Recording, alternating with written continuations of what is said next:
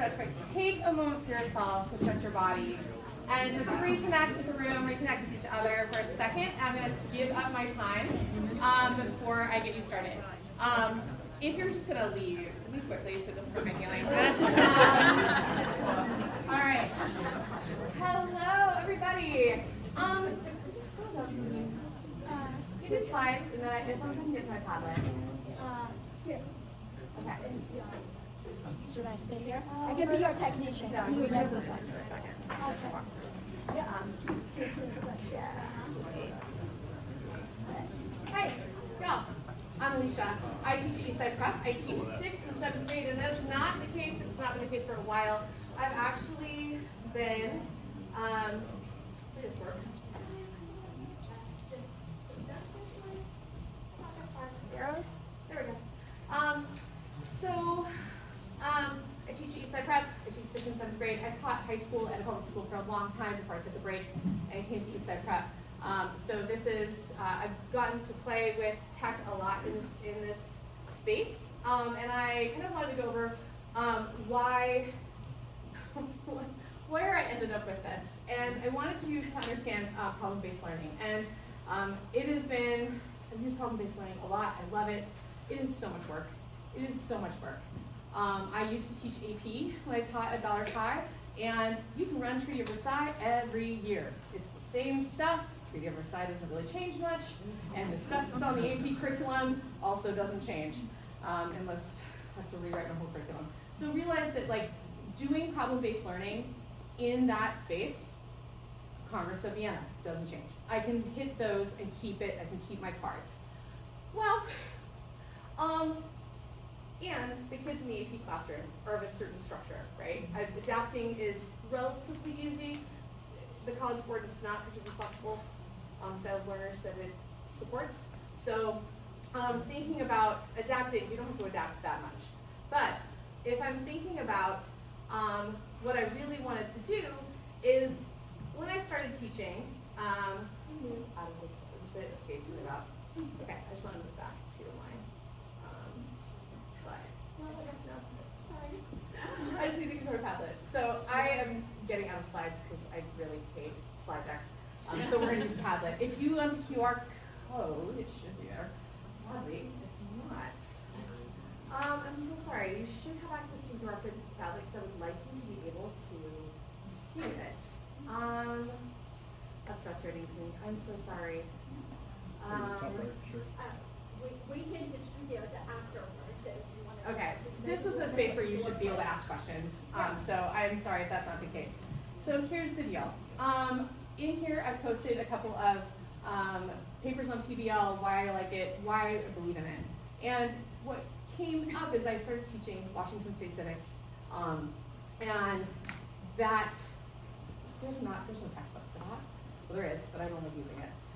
And I really want to engage my students in real life issues.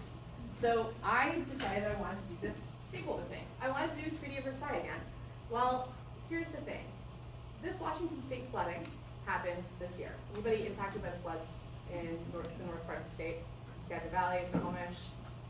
Nobody. Okay. Well, there was an issue where we had some flooding up north, and students were studying the counties of Washington State. I thought, why not create a space where they could actually engage in problem solving at the county level? So I created some cards. And we have some cards where they became different groups. Now, you're probably thinking, I've done this before. I know how much work this is. How much work is it? A lot of work, right? Well, I've got some context. This is what happened in what's going on. Well, now, I pulled the lesson plan. I actually had a colleague write the lesson plan for me, so if you need to submit to your district, you can do that. But I said, well, I want students to interact with one another. I'm going to have them have a budget. I want them to interact with each other. I want them to then come together and talk and act as if they're at a county council meeting. And I want them to solve some problems. Well, what it did is I gave it a pretty complex prompt, and it actually created a budget overview of what's going on. Now, The lesson plan is kind of a 2 to 3 day lesson plan where they'd actually do some research for their stakeholder cards, and then they come to the table. Well, it also generated a flood map for me. Students would be able to enhance that by researching on their own. Talks about 100-year floodplain, 500-year floodplains, things that are too complex for 7th graders, right? Things that I need to scaffold within an inch of its life for every kid to be able to access this stuff. Now I have the communities. Now I have students coming to the table, and I'm like, oh, well, some of you are from Concrete, some of you are from Mount Vernon, some of you are from Marysville, some of you are from Everett. This didn't exist before yesterday. I made this yesterday in 10 minutes. I took all of the news reports, I pulled the data from the state, I pulled the floodplain data, and I dumped it in. I said, I need 7th graders to be able to access this, and I want them to be talking to one another and having a mock county council meeting. The best part was it created this, which is the negotiation tool, where they can then move these back and forth and see the direct impact of deciding where they're going to spend their money. So depending on your stakeholder, do you work for the state? Are you the mayor of Mount Vernon? Are you a Skagit Valley farmer trying to move their stuff around? Then you can go down here and you're like, well, I really need to be roads first. I gotta get home. The bridges I can click here, it can show me what that budget plan might look like. Now, this might still be too hard. And I could go back and I can go to edit, and I can go edit this and say, simplify, add more scaffolding. Add a translation tool. Students can click a button and translate it. I can add all of those things in where students can interact with one another, and all of a sudden, all that scaffolding that I'm like, you guys need to read the brief.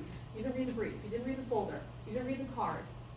All of that is here where they can play around with it. I can have it where they can log in. I can see how they played with it. I can actually see who's logged in and what they've done if I want that feature. And then they all get to come to the table feeling prepared to have these really complicated problems, this conversation. Like, how do we solve helping all of these communities? Real world problems from their own community right now. And it was really, really cool. And I couldn't do this last year. I had a version of this, but it wasn't exactly this. Then it went to this, where we're tracking bills this session. And we're tracking 2 bills. We're tracking the AI chatbot bill, which is passed the House and the Senate on its way to the governor's desk. My students are very upset. And we're also tracking the addictive feeds bill, which died, not even on the floor, it didn't even make it out of committee. So students were tracking. That's complicated stuff. You have to pull fiscal notes, you have to pull bills, you have to pull voting records, you have to pull roll calls. All of these things that are available to them, but far too complex, right? Students deserve to have that information. Well, we said, I wish I rotated this, I apologize. When you have access to this, you can actually grab this and just dump it in for yourself if you want it. These are all their stakeholder cards.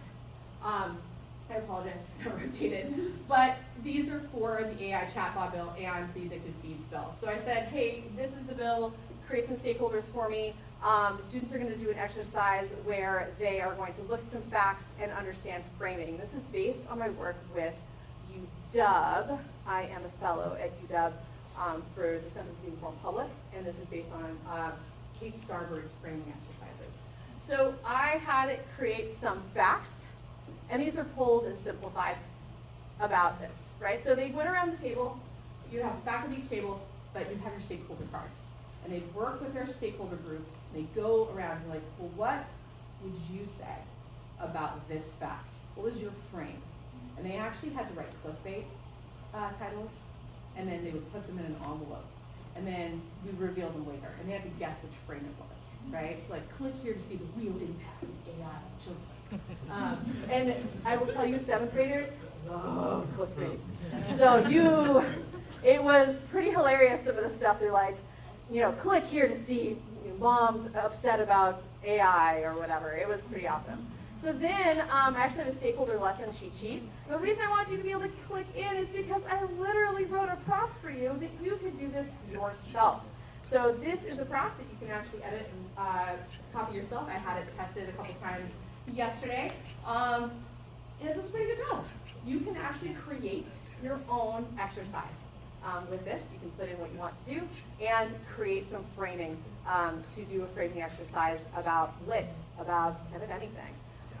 So this was a fun one for me to play with and get tested. Go back. No. Ugh, okay. There we go. That's fine. I just need to scroll on the top. It's fine. Me and Apple, we're friends a long time ago. Not anymore. Okay. Then I made it interactive. Now, you can play a game. Match each title to the frame.